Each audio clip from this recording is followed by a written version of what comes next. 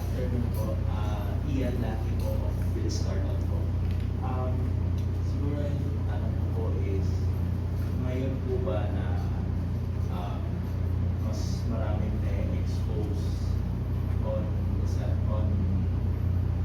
corruption and nagkakasuhan na mas maging ano pong i-expect ng mga tao ngayon sa church in general, mas magiging matingin ba sila on advocating for governance o communication of these issues? Isa yan sa mga advocacy at tahas ng Episcopal Commission on Social Action, Justice and Peace. We have one section on good governance. So definitely we will continue on that. And in fact, we already, when Bishop Colin was still the chairman, we had a memorandum of cooperation with DPWH and with CSO and local government unit to precisely aid in the monitoring of the implementation of projects.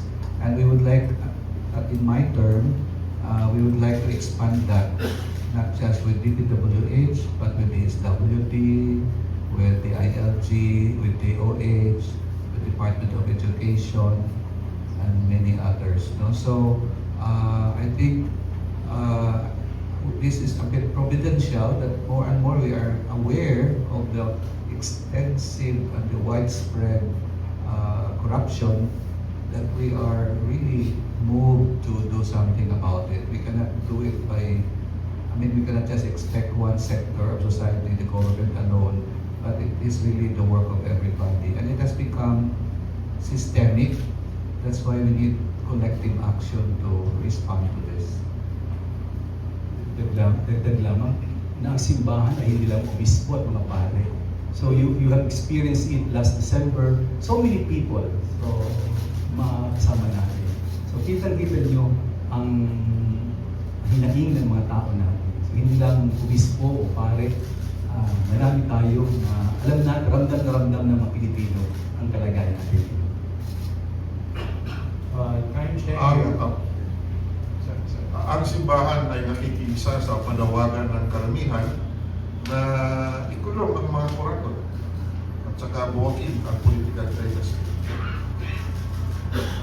Follow up na po, kahit anyone can answer na po.